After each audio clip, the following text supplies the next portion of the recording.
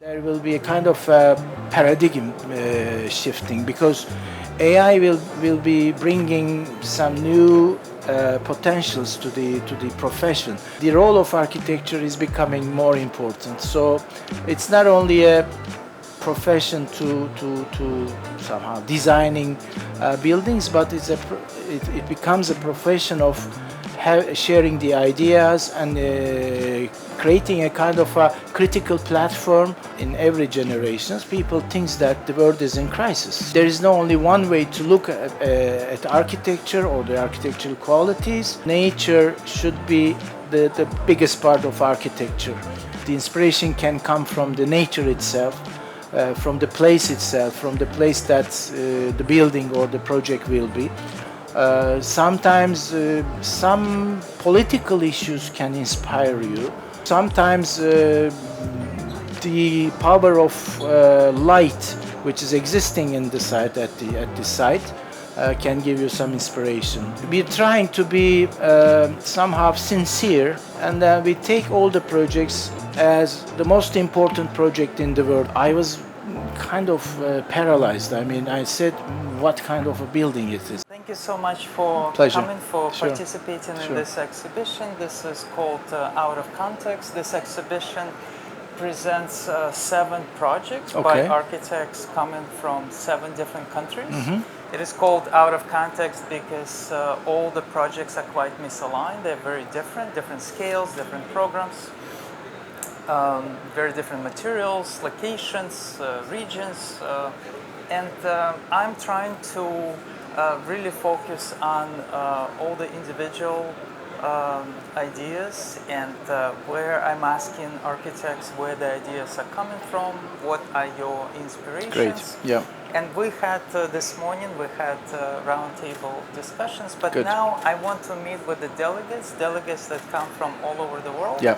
And I want to ask questions not necessarily related to the work that you do, Yeah, but sure. also More generalization. the Yeah. work, but also talk about your inspirations. And to start, if you could introduce yourself. Sure. My name is Emre Arolat. I'm one of the co-founders of EAA-Emre Arolat Architecture, based mainly in Turkey, in Istanbul, but we have some offices in London and now in Florence as well, Italy.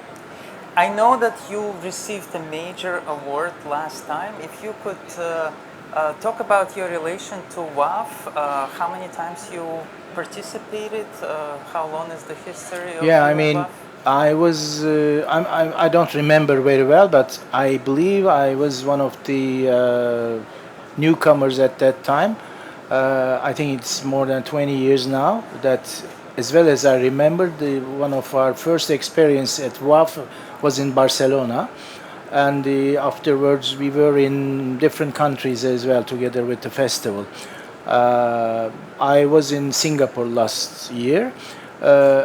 Actually, there was a gap in my personal experience because I was somehow not able to go to WAF for maybe 10 years.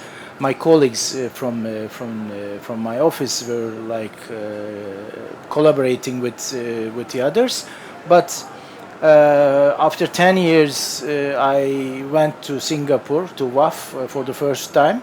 Then it was a very nice experience for us as well. I mean, I remembered everything in one point of view, and of course it was nice to have the one of the awards in this exhibition. What do you think of WAF, and how do you think it's different from other architectural forums around the world? Yeah, I mean, from the beginning, there was lots of criticism and lots of admire to this festival. First of all, it begins with the name. I mean, because this is as well as I know, this is one of the first festivals about architecture. Because every time in architecture, in this kind of events, people are trying to find, let's say, kind of a serious names. But when you call an event like this as festival, it sounds a bit weird in the beginning, because for architects, festival, the name, I mean the word of festival, together with architecture, doesn't sound so well, let's say. But after 20 years, more than 20 years now, this festival is taking very seriously by architects from all over the world, which is, I think it's a very important mission, and it's a very important issue. Wherever it goes, it has lots of followers, and maybe not like the other events. This event has a success to bring architects together in a more informal way, not very formal way. So it's a platform to see each other. It's a platform to sharing ideas. It's a platform to somehow exhibiting yourself, your projects, and everything. It's kind of it's a festival, and it's a very, I use this word this time in a very positive way. Whenever I have the opportunity, I try to be a part of it, and somehow I find the organizer very successful on doing this and being so sustainable since this more than 20 years. What do you think about the current moment in architecture? Would you say we are in crisis, or do you see how architecture is progressing? Architecture is not an individual, let's say, discipline, which is individual than not connected to the world's realities. So, in a way, if we can say that the world is in crisis, of course, architecture will be in crisis as well. And I believe that every time, in every generation, people think that the world is in crisis. So we are ready for the future crisis, and we know the past crisis as well. And architecture is in crisis. But every time the crisis in architecture changed kind of let's say, quality, change experience. And in those days, like there are wars in the whole world. There are some inequalities. There are some environmental crises. There are some very negative effects in the world. So architecture has the opportunity to use this negativeness and make it put it in a more positive way. For example, I see in some parts of the world kind of a resilience architecture has a lot of power to change the communities, to create some awareness in the communities, and to somehow create an opportunity to sharing ideas. So in that way, I believe that whenever the crisis is enormous, is big, the role of architecture is becoming more important. So it's not only a profession to somehow designing buildings, but it becomes a profession of sharing the ideas and creating a kind of a critical platform between intellectuals, which is an important mission in my opinion. Let's stay on the positive side, and I want to try to do this. Yes. I want to ask you a very unusual question. What kind of architecture brings you joy? Brings me joy? Yes. Okay. Of course, when I was younger, I was always very much attached to the technology, to the role of technology. But day by day, year by year, let's say, I became more fond of the nature. So I understood that the nature should be the biggest part of architecture. And in that context, I always like to see, in this kind of festivals and exhibitions as well, I'm always attached with the projects which are connecting the context, maybe in a broader sense, not only geographical context, but being the project of its own context is the most important thing in my opinion, and I believe to contextualism in that manner. And can you give any examples? Maybe you visited any particular buildings that really brought you that sense of joy? And Sure, of course. I mean, I can give an example from the city, from Miami, for example. I was. And you've been here before? Yes, of course. I mean, I was teaching at Yale Architectural School, and then we did a project in Miami. I was it's a critical project because we were somehow criticizing the reality of being always a tourist in Miami. Even you are a citizen I mean, if you are a resident in Miami, because somehow, for example, if you go to South Beach, if you try to go to the seaside and then try to find a place for yourself, and if you're not a part of one of the hotels or one of the residences there, people are coming to you, even though you are coming with your own chair and then put it to the beach side. People are coming to you and then they ask, what's your room number? I mean, and you feel yourself, even though this part is very public, you feel yourself in a different environment, and then I mean, lawful, it's accessible, but in the reality there are some invisible barriers between communities, and it's a social problem as well, in my opinion. So we were criticizing this. When I saw, for example, a building here, the Perez Museum of Herzog de Meron, it was a project. In the beginning, I thought that it's a kind of elitist museum, because very limited people would be creating a platform to connect with the building, because it's a pure art building.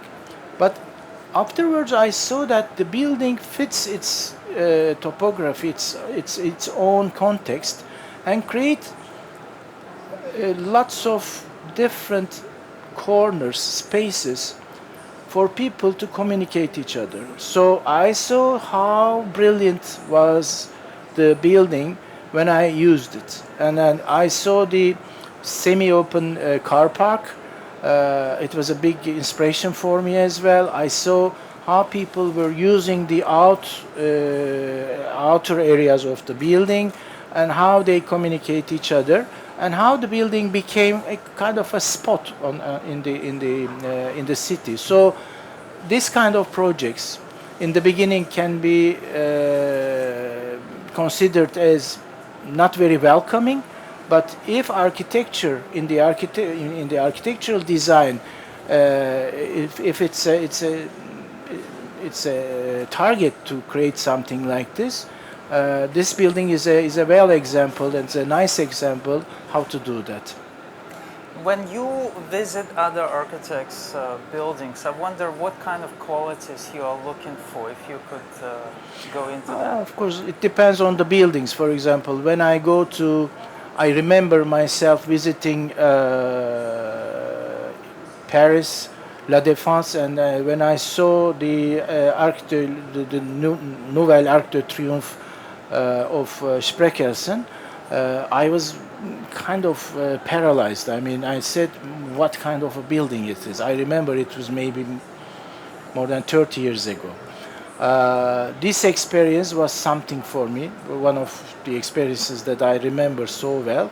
But somehow, when I saw Casa Malaparte, for example, in Italy, in an island, it was another kind of experience.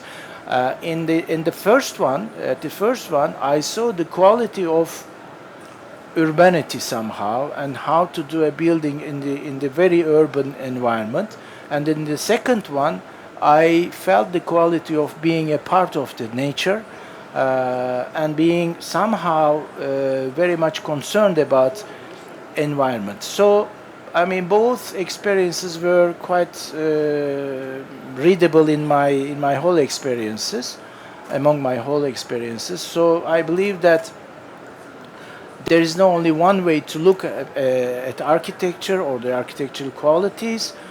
For example, when I visit Peter Zumthor's building in Cologne, it was another kind of experience. Not every time I see the same qualities, or I'm searching for the same qualities, but in some different buildings, some different contexts, you always try to understand, somehow internalize, trying to connect the building with the context. And if you can do so in an easy way, you like the building.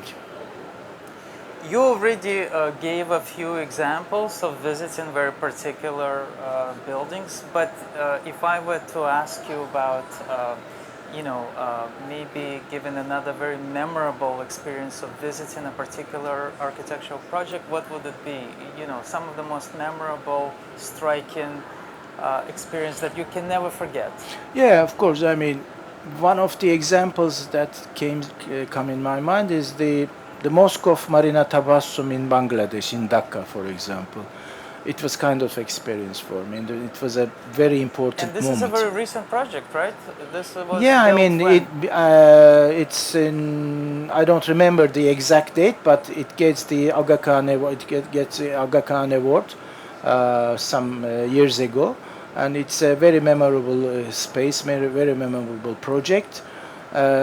Some other projects of Peter Zumthor, they are mainly effective in my whole career, in my opinion.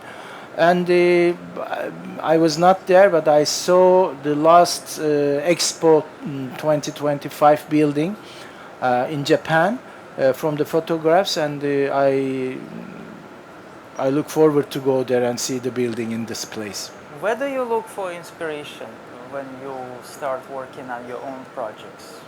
I mean, there are lots of variations in this. I mean, there's not a recipe for this, in my opinion. Sometimes the inspiration can come from the nature itself, from the place itself, from the place that the building or the project will be.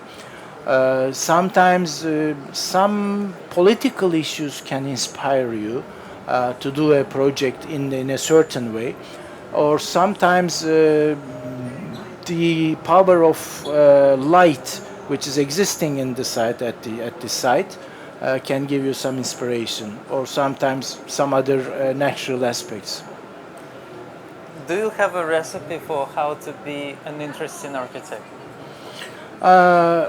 I would have, say so if I would know, because I don't know how So to make every it. project you look for something. Yeah, I mean, I think that we're trying to be somehow sincere, and we take all the projects as the most important project in the world. Even, I mean, regardless the scale, regardless the positioning, regardless the context. But somehow I'm getting very happy when I understand the context, because as architects we have to somehow internalize the context if we will do a project, and we have to go there, experience this area, experience this atmosphere, try to understand all the different aspects of the project, of the space, and somehow being able to do a relevant